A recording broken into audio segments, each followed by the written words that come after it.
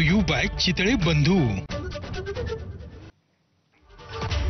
Break नंतर स्वागत। सामाजिक कार्यकर्त्या अंजली दमानिया या सावली बारच्या पाहणीसाठी पोहोचलेले आहेत। आपण थेट त्याची दृश्य बघतोय। सावली बार हा अनिल परब यांनी केलेल्या आरोपांमुळे सध्या चर्चेत आलेला आहे। सावली बार हा एक डान्स बार आहे। इथे अश्लील पद्धतीने नृत्य केलं जातं आणि हा बार गृहराज्यमंत्री योगेश कदम यांच्या आईच्या नावावरती असल्याचा आरोप अनिल परबांनी केलेला आहे। या संदर्भातले पुरावे ते आज देणार आहेत मुख्यमंत्र्यांना असं म्हटलं जातंय। दरम्यान अंजली दमानिया यांच्याकडनं सावली बारची आज पाहणी करण्यात येते आणि बारच्या पाहणीसाठी त्या दाखल झालेल्या आहेत। या संपूर्णच मुद्द्यावरनं प्रचंड मोठ्या प्रमाणावरती दोषारोप चालू आहेत, दावे प्रतिदावे चालू आहेत आणि गृहराज्यमंत्र्यांच्या वरती या अनुषंगाने काही ठपके ठेवण्यात आले।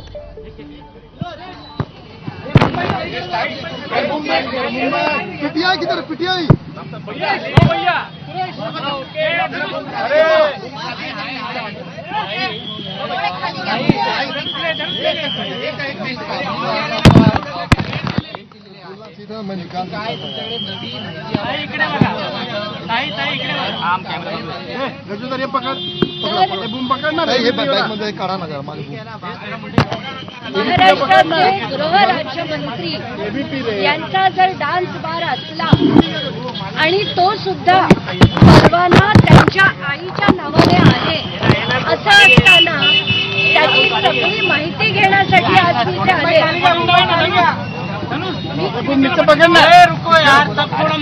मी कधीही कुठलंही प्रकरण घेतलं की पहिले त्याचे कागदपत्र बघते, तर आता मी आधी ही जागा बघून इथून समतानगर पोलीस स्टेशनला जाणार आहे।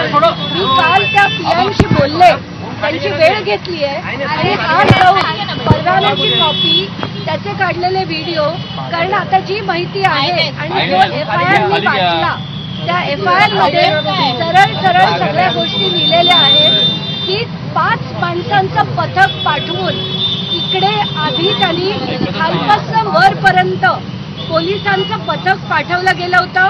5 जण 5 पंच होते पोलीस, त्याच्यापैकी 1 जण वर होता जो तिथे व्हिडिओ काढत होता।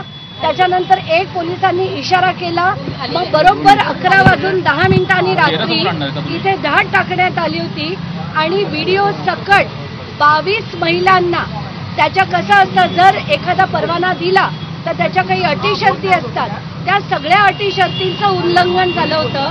स्टेजच्या खाली महिला येऊन त्यांच्याबरोबर राहू शकत नाहीत, पण त्या ग्राहकांबरोबर त्या महिला बसलेल्या होत्या।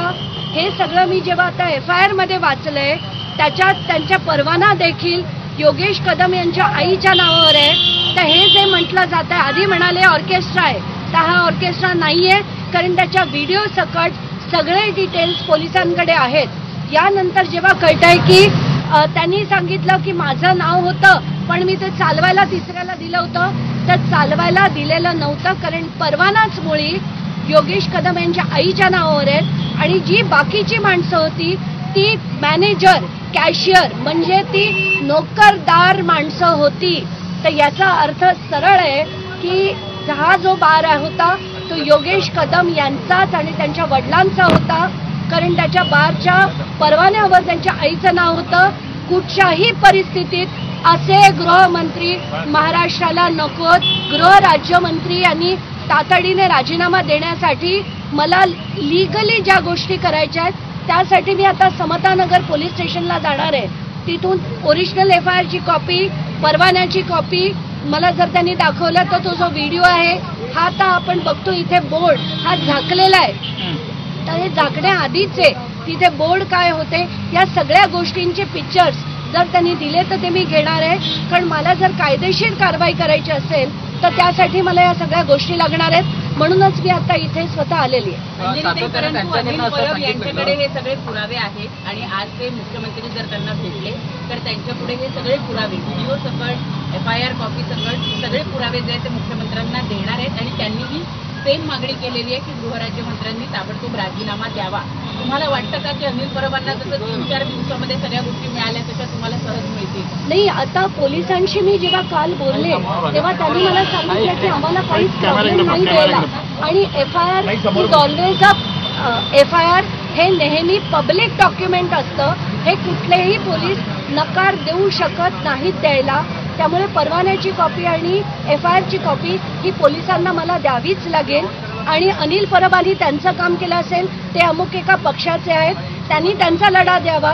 मी कधीही कुठल्याही राजकीय लोकांशी बोलत नाही. मी कोणाशीही त्या अनिल परब काय किंवा कोणीही काय कोणाशीही बोललेले नाही आहेत. मला जो योग्य लढा वाटतो की माझ्या राज्याचे गृहराज्यमंत्री हे जर डान्सबार चालवत असतील तर अतिशय दुर्दैवी आहे. आणि मुद्दाम पुन्हा एकदा सांगते की असाच एक डान्सबार बीडला होता, म्हणून मी त्यांची भेट घ्यायला त्यांना मी सगळे त्याचे व्हिडिओ पाठवले होते. त्यांची भेट घ्यायला मी थेट मंत्रालयात गेले होते. आपल्यापैकी अनेक पत्रकार तिथे देखील असतील. तर त्याच्या डान्सबार बंद होण्यासाठी मी त्यांना भेटायला गेले होते. तेव्हा मला माहीत नव्हतं, कारण त्यांनी तेव्हा त्याच्यावर कुठलीही कारवाई केली नव्हती. मला कळलं नाही की योगेश कदमांनी ती कारवाई का केली नाही. तेच व्हिडिओ मी तेव्हा मुख्यमंत्र्यांकडे पाठवले. त्या दिवशी त्या डान्सबारवर रेड होऊन तिथे कारवाई झाली होती. पण आज मला आता उलगडा होतोय, जर त्यांचा स्वतःचा डान्सबार असेल तर ते दुसऱ्या डान्सबारवर कारवाई कशासाठी करतील. नाही राज, सातत्यानं असं म्हटलं जात आहे की या ठिकाणी ऑर्केस्ट्रा चालायचा, मात्र 22 बार मला त्या आधी कारवाईच्या दिवशी ताब्यात घेण्यात आलं. तर ऑर्केस्ट्रा जर असेल तर त्याच्या काही नियम असतात. त्याच्यात जे स्टेजवर असतात त्या स्टेजवरनं ते लोक खाली येऊ शकत नाहीत. दुसरा मुद्दा, त्याच्यात कुठल्याही प्रकारचं नृत्य करता येत नाही. आणि तिसरा मुद्दा की त्याच्यात 5च्या वर कलाकार असू शकत नाहीत. इथे 22 बायका या तिथे होत्या, नृत्य करत होत्या, त्या लोकांच्या बरोबर होत्या, असं सगळं त्या FIR मध्ये नमूद आहे. त्याचे व्हिडिओ देखील जर पोलिसांकडे असले तर याचा अर्थ स्पष्ट आहे की कुठलाही नियम इथे लागू होत नव्हता. कारण गृहराज्यमंत्र्यांच्याच जर डान्सबार असेल त्याला नियम लागू होत नाहीत. नियम आणि कायदे फक्त आपल्या सामान्य जनतेसाठीच असतात. तुमच्याकडून आता पोलिसांना काही पुरावे देणार आहात का तुमच्याकडून? त्या व्यक्तीला चालवायला दिला होता, त्याच्यामुळे हा सगळा प्रकार घडलेला आहे. त्याला शेट्टी नव्हता, व्यक्ती जबाबदार आहे. कुठलाही जर आता इतक्या जबाबदार मंत्र्याकडनं नक्कीच ही अपेक्षा असते की जर परवाना त्यांच्या आईच्या नावावर होता तर तो परवाना बदलून घेणं गरजेचं होतं. तसं त्यांनी केलेलं नाही. आणि मग तुम्ही मला सांगा, जर कारवाई झाल्यानंतर हा बंद करण्यात आलाय, BMCने देखील याच्यावर कारवाई केली असं मी ऐकतेय, तर आता या सगळ्या गोष्टींची डिटेल्स मी काढून घेणार आहे. आणि जर त्यांनी काही चुकीचं केलं नव्हतं तर मग आज ही बंद करण्याची पाळी का आली, हा बोर्ड झाकण्याची पाळी का आली त्यांना. तर याच्यावरनं सगळ्या म्हणजे जर पोलिसांकडे आता ते व्हिडिओ असतील तर मला वाटतं की अशा सगळ्या गोष्टी बोलणं हे दादांत खोटं आहे, याच्यात काहीच दुसरी शंका नाही. हाकेच्या अंतरावरती सरकारला काय सांगाल? कारण एकीकडे हाकेच्या अंतरावर पोलीस स्टेशन आहे, समतानगर पोलीस स्टेशन अगदी आता तुम्ही चालत जाऊ शकाल इतकं आहे. अगदी समोर समतानगर पोलीस स्टेशन असताना इथल्या सगळ्यांना माहिती होतं. म्हणून मी इथल्या बाजूच्या दुकानवाल्याला पण विचारलं की वर काय होतं, हे काय स्ट्रक्चर आहे, तर तो म्हणाला सावली बार होता. आणि तिथे नाच चालायचा का नाही, तर हसून त्या बिचाऱ्याला काय बोलावं सुचलं नाही. कारण प्रत्येकाला जीवाची भीती आहे, सगळ्यांना माहिती आहे गृहराज्यमंत्री आहेत, आम्हाला त्रास व्हायला नको.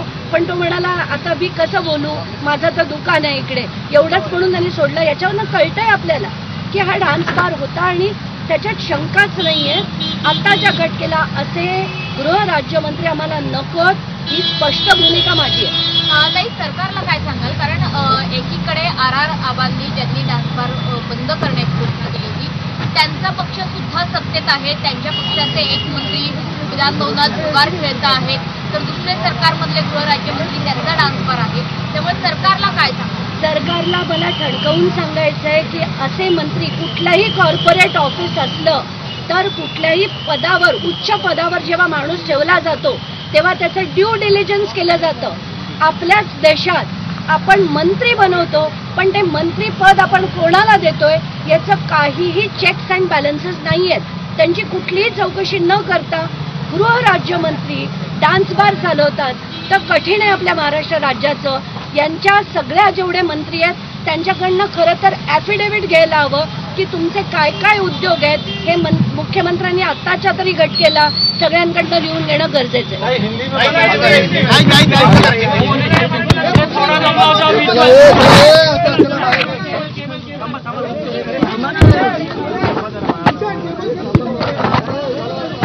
आता कुठे ठेवा?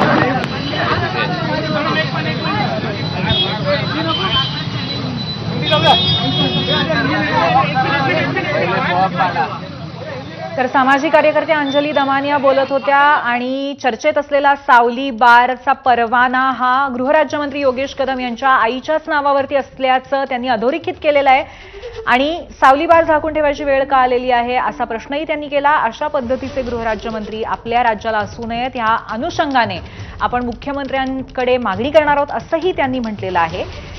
आणि त्याचबरोबर सावली बारची जाऊन त्यांनी पाहणी केलेली आहे आणि नंतर ते आता पुढे पोलीस स्टेशनमध्ये जाऊन सुद्धा या संदर्भामध्ये